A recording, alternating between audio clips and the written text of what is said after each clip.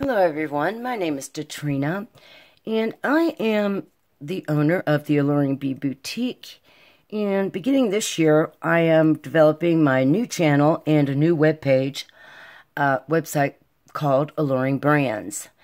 And the whole concept that brought me to this point has been the struggle and the work I have done trying to learn how to start my own jewelry design business and my own website over the course of the last few years. And I came to the decision that I would really like to start another channel and another page dedicated solely to starting your own creative-based business. So that is where the Alluring brand concept comes from. And today what I'm going to do is I'm just going to do a brief little video for you guys that shows you how, since it's a brand new year, and Happy New Year, by the way, I am going to do a quick little video tutorial that shows you how I organize my goals and plans at the beginning of the year and throughout the year.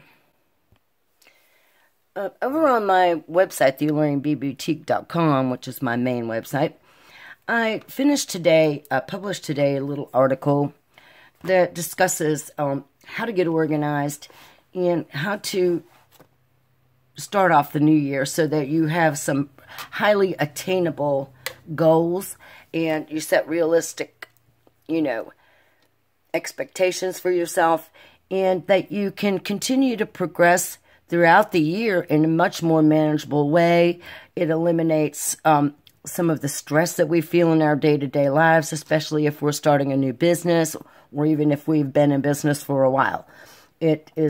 Stress is a creativity killer, and it leads to many, forms of illness such as depression and fatigue and things like that. So I have found it very helpful to, minimize that stress in my life if I could just follow a few quick tips and stay organized throughout the year. In my article, I talk about tools that you can use in your day-to-day back office business life to help you organize your thoughts, your goals, your action steps. And I talk about having a good planner, or you can use a digital tool, such as like your online calendars, your email calendars, and those type of things as well. I use basically both, but I'm a big fan of old school. I like my planner. I like writing. I like being able to organize my thoughts. And something that helps me to stay organized is also to keep a few dedicated notebooks around. So in the article, I talk about I keep at least 2 notebooks around. One, which is this larger one, I use for creative planning and creative goals. I use this little smaller composition book for more business type goals, long-term, short-term, fiscal responsibilities, task-based business operations.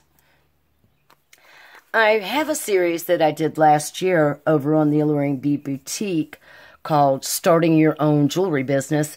But basically, it doesn't just pertain to jewelers. It's well written out so that any craft-based business person can follow along and utilize the same concepts, ideas, and techniques to begin their own home-based craft business of any type.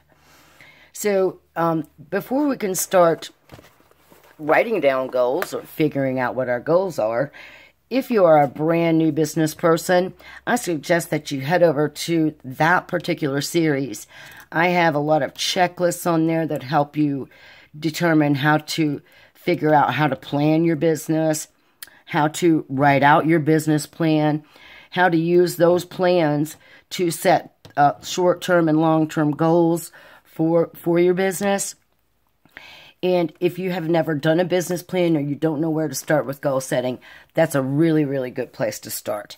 But today in this video, I am going to show you guys how I roll from one year to the next year. And so basically, because I've covered all that beginning stuff earlier. my business plan, which I actually sat down and really, during the course of writing the series, Starting Your Own Business, I did a deep dive into my own situation. And last year was the first year that I actually sat down with myself, wrote out a specific business plan, set myself up a serious short-term and long-term list of goals. And I have all of that available online. I'll throw a link to that where I actually just wrote it out and published it on my webpage so people can go take a look at how I worked mine up. And so what I want to talk about, I don't have my old planner here, but I've already made a lot of notes from where I wound up last year into what my goals are going to be for 2020. So if you're new to business, you will just need to work through and set up your goals in your business plan. If you are like me and you're into your second, third, or fourth year, what have you, in your business, and you already have your list of goals and short-term, long-term, your 3-year plan, your 5-year plan, that will help you determine not only how you're doing as a business, it helps you determine avenues where you're not profitable, avenues which are more profitable than you expected, and you can make adjustments to your short and long-term goals based on that information. And now, because I already have an existing business and I have been working for several years now on goals, the first thing I do before I begin planning out my new year is I take a quick moment, or, not just quick moment, but I take the time to assess the previous year and to see how I've done in relation to my short-term goals, my long-term goals, my 3-year business plan, my 5-year plan, my 10-year plan. Like I said earlier, if you find that you are spending a lot of time and energy into efforts that are not profitable and helping you make a passive income, or even, in your own sales and your own jewelry designs, what have you, you want to take the time to rethink certain lines of your projects that are not profitable. And you want to formulate some new plans and goals along the lines of things that are making a little bit of money for you, and things that you really enjoy more than others. And try to get your goals laid out on paper for the coming new year. So I'm going to get out my little notebook here that has some of my 2020 goals listed here. So the first thing I did was I decided to take a look at my actual creativity and my physical products that I sell, which is jewelry. For the first 2 or 3 years that I've been in business, most of my tutorials, my designs, and a lot of my patterns have been designed around one-off projects. In other words, it's a single project that has a certain look or feel to it, and that is it. It's not been carried over into a collection. Because I was new to designing jewelry, I did not have the confidence or felt the skills to begin working in designing collections, but this is the year that I plan to start that. So I set this out as part of my 5-year plan to start working in collections, because basically the first few years I really just needed to hone my skills. So that is the number one thing on my creative list of goals this year, is to start learning design techniques, to develop color palettes, design specific collections. And I've made myself a lot of notes here about how you go about that. And then I also gave myself a time frame, because as you know, when you design a collection for fashion or jewelry or anything like that, those collections have a lot to do with color trends and fashion trends. And so I did some research to find out when the spring season, summer season, fall season, winter season, when those particular collections launch in the fashion world. So I've got myself some actionable items here. I have set out, in some pretty cohesive but short written details about what makes up the collection, that type of thing. And then I made some notes regarding a time constraint and how long I have to figure these type of things out. So those are my creative goals. And that really is a huge goal, and it encompasses a whole lot of stuff. So basically, that is my main creative goal for the entire year. Then I started working on what are some of my business goals for the new year. I do a lot of video tutorials. I write a lot of blog post articles, which are tutorial based. I also write my own patterns. Those are kind of like the back end things, even though they pertain to making jewelry and creativity. They, in my mind, they fall more under my business aspect. These are things that I can sell or things that generate passive income for me, such as ad revenue on my YouTube channel, things like that. So here's where I started working on this. I wrote an ebook, which is available for free right now. Anytime that you see a pop-up on the alluringboutique.com, you can download that ebook. And it has some checklists. But that was just the first one. So that one isn't actually checked off. I just transferred it over to this year because it falls in line with these other courses that I plan on working on this year, which are setting up your, creating your website pages, writing out everything. We talked about a lot of that in this first one, but the second one, setting up your online shops, is going to incorporate actions on a lot of the stuff we talked about here. So they progress. Then we have passive income and how to teach online. So those are courses and ebooks that I plan to work on this year. Next, I have on my patterns and guides, I've set a lofty goal for myself, which I've wrote down 24. That's 2 a month. That's a pretty lofty goal. And I also wrote down 24 videos for the year. And that's pretty lofty too. So that's going to keep me really hopping in the creative world. But when you're doing patterns and videos, it's not all about just, shooting and pointing and clicking or taking pictures. You actually have to set aside a lot of time for editing and publishing. So these ones right here are pretty lofty for business goals. Then I have my blog. So on my website, I have some blogging goals. I wrote down here that I would like to blog every day. That's pretty much kind of very unrealistic, and I know that right out of the gate. Unless I were to sit there and just shoot out, inspirational quotes or do something like that. So I actually made a note of that. I put blogging goals every day, even if it is just a quote, a tip, or whatever. But it's pretty lofty. We'll see how we do with that. I'm not going to kick myself too hard if I don't reach that goal. My next one is to finish my Alluring brand website. So that's where we are over here today. And I also have a corresponding YouTube channel that will go along with this. So we'll see how far we get, but it's a goal that I have, so it's written down.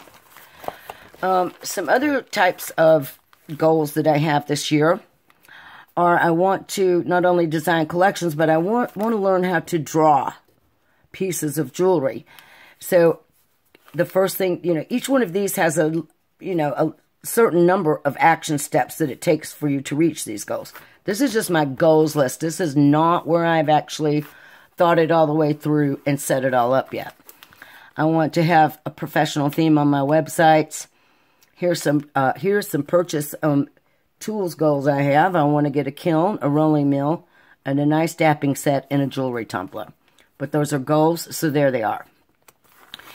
And last year, and when I did my assessment, I realized that my business actually turned a small profit. And by that, what I'm saying is like sources of selling my jewelry, selling my patterns, any passive income streams that I have, such as ad revenue or affiliate revenues. I count it all together to determine whether I made an actual profit or not. And last year I did make a profit. It was not really anything to write home about, but the business paid for itself. When it was time to renew my website, because I didn't want to change web hosting services just to save money, I was actually able just to go ahead and shell out that full nearly $300. Actually, by the time I paid for the professional license on my page editor, it was well over $300 just to continue on having a website and to continue using the professional level page designer editor that I've been using this year. So that all paid for itself, and that was excellent. I also make quite a bit of profit off of my jewelry patterns this year. And so I was very pleased at the end of all of that fiscal looking around and poking around and seeing where I wound up last year. I actually did pretty good. So the main goal for this year is to do even better. So basically, that's where all of these goals come into, is we want to make more money. And here is my final goal for this year, is I actually want to make a real profit on my jewelry. I want to make a profit on that jewelry work. All right, so now I have a little small working list of some reasonable, not too many, nothing really massively overwhelming here. Yours might look like, if you were new to business, yours might be just to write your business plan, to write your bio, decide whether or not you want your own website. Take a look as you assess from last year if you sell on Etsy or eBay or any of these other online marketplaces. Check into that and see which ones are making any money for you. If they're not making money and you're expending a lot of your time and effort, those are things you may want to just get rid of in the coming year. Those just kind of build your list, determine what you want to do with your business, and we will go from there. So once you have your goals set out in your mind, and you have a list like this, if you want, I don't like making a mess of my planner. So, for example, here where I have 24 patterns and guides or 24 videos on separate topics, I could expound on these. I would use a separate page here in my notebook or in my creativity notebook, whichever. And I would make a separate page for each one of these goals that is complicated and it's going to require a lot of action steps. So you want to tear down into them, write out your topic here, just determine what you need to do to reach that goal, and set yourself out a list of action steps that will get you from the start to the finish on that goal. Now, that might take longer than a month. It might not take longer than a week. It could take you the entire year. It just depends on the goal. But once you have that one done, if you have another more complex goal or plan, you will need to do a separate page for it. And then once you have everything all laid out and determined in your mind, then it's time to start transferring those things over into your planner or your digital calendar and schedule. I like the bigger notebook size. My camera's doesn't really capture the whole thing. This is just, regular 8.5 by 11 size paper in here. I like to look at one, and when I shop for one, I have to see what's inside. I like to have a good amount of pages for contact information, and I fill that out at the start of each year. I just transfer over from, my previous planner. Before we take a look at the months, let's look at the back. I like to have a lot of notes sections in the back. Here's an affiliates list of mine. Those are some of the affiliates I work with. And at the end of the year, I did eliminate a couple of affiliations that weren't making any money for me so that I can focus on ones where the potential is more or where I'm already making money. And so I have lots of note pages back here. And they have nice big lines. I'm a huge writer, so it's really nice to have, look at all these extra note pages. This is a great one. I'll throw you guys a link, my affiliate link on Amazon, up so that if you like this one, you can get yourself one. Another really nice feature I like about this planner is it has two very nice vinyl pockets in the back. And then another feature that I also like about it is that it has a little elastic strap, though, to help keep it closed for when I'm traveling.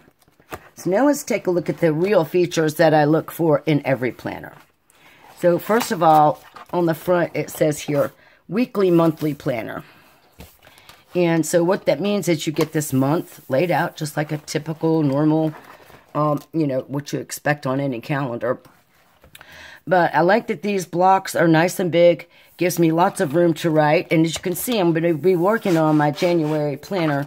I was working on the article last week. So this week I'm actually going to practice what I preach and get mine worked out.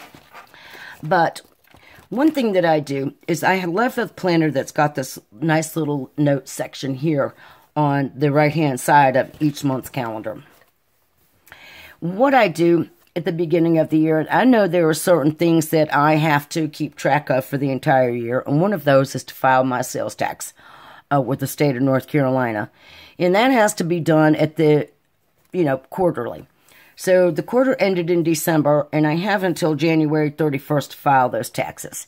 So I put that here. I jump over to April. I put it here to file my first quarter taxes. I jump over to July, same thing. In July, file those taxes. So that's there's other fiscal activities that will go in here at the end of each month. You can put it here on the end, or you can put it here. Sometimes I put them in both places, just so I make sure I see it.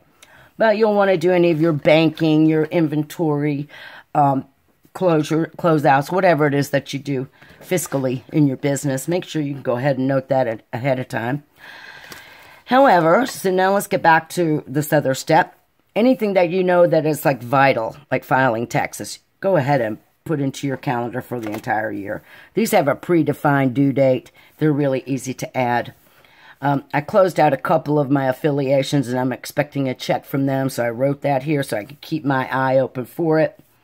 But here's where I'm going to write out some of my main goals, my short-term goals, such as like, if I want to make 24 patterns this year or technique guides, that means I have to do 2 a month. So I would go ahead over here and I would jot down 2 patterns.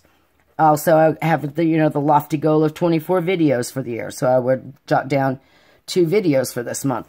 I don't have to go into detail right here unless I'm already that far ahead. I can go into detail over here in my daily lists. For example, if I want to make a pattern, what are my action steps? Well, my action steps for a pattern are to come up with a design. I'll have to pick out my materials. I will have to have a day for designing, getting the designing part done. Sometimes that takes longer than a day. Then I'll have to have a day for filming and taking pictures of the steps. So once I have the steps all documented in photos or video form, then you have to edit. So these things take time. So while I can put out the short description of a short-term goal here, over here on the daily basis is where I plan out in a logical order the action steps it takes for me to complete that goal by the end of the month. And you can also do that the same way with some of your little bit more lofty goals.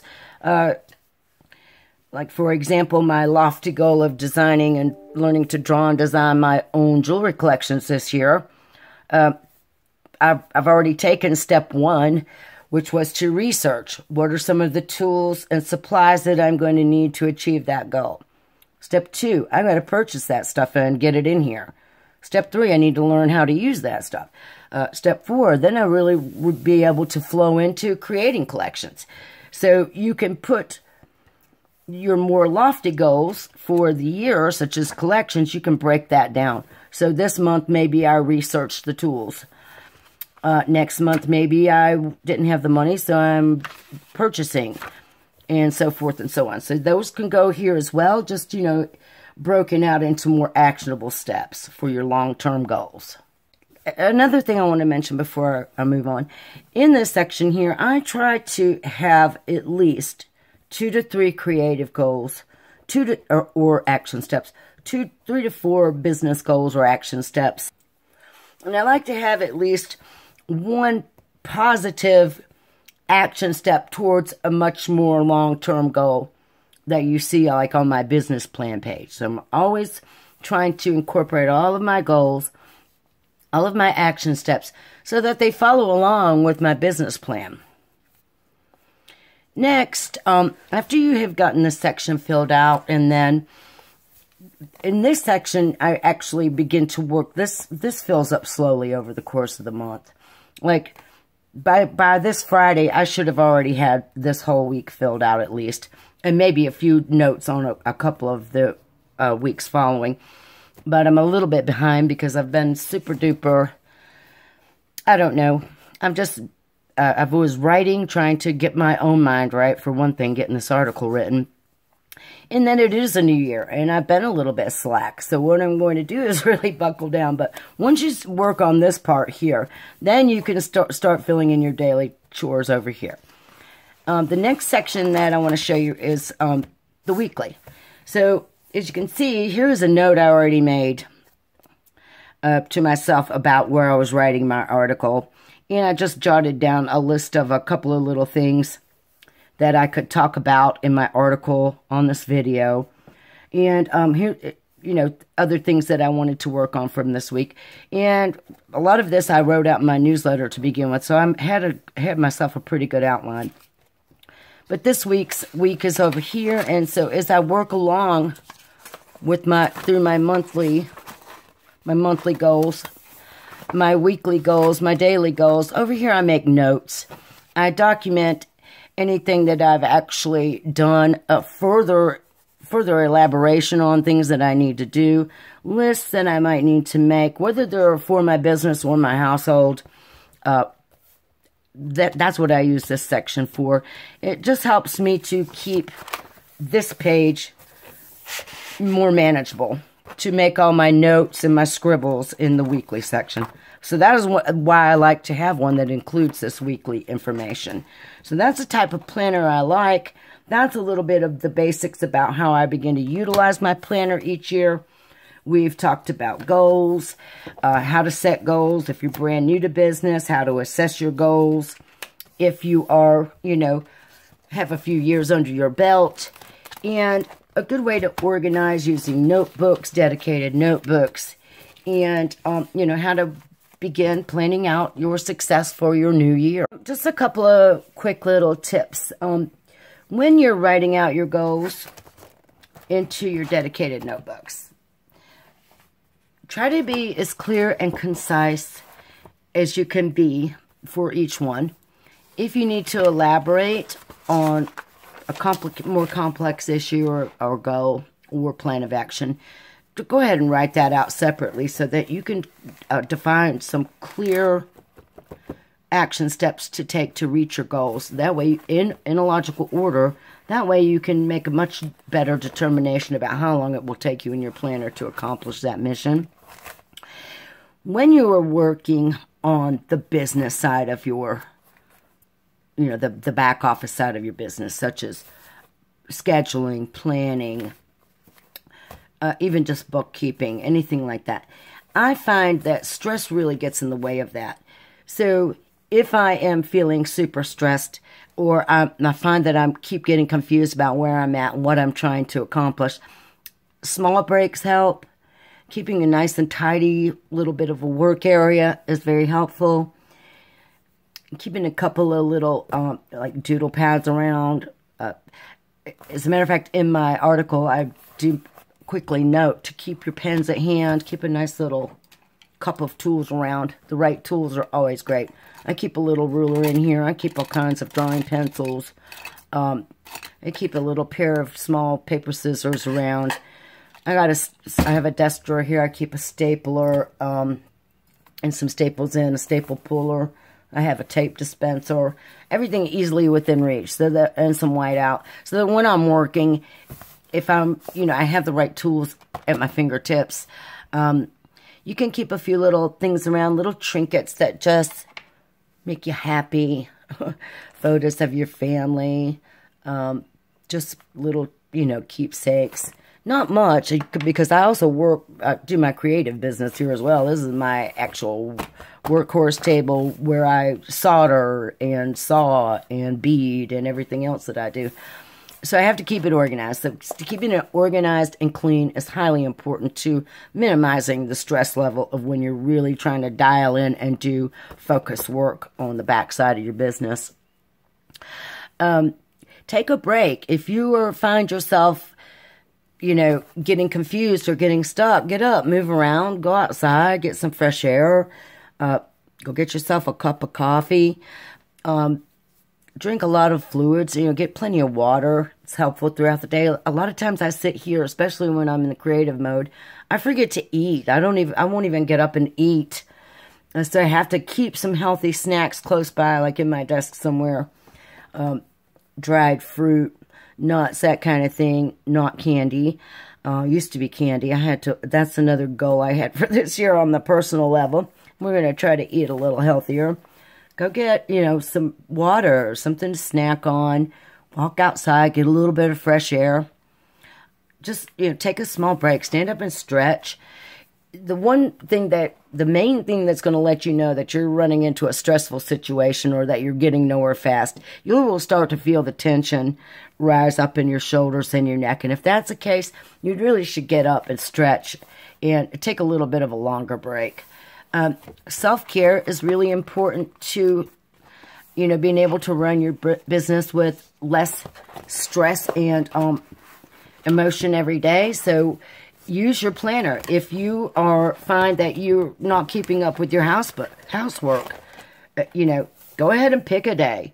Do the vacuuming on Thursday morning at 7 o'clock. Do your dusting on Monday morning or Monday afternoon at 3 o'clock.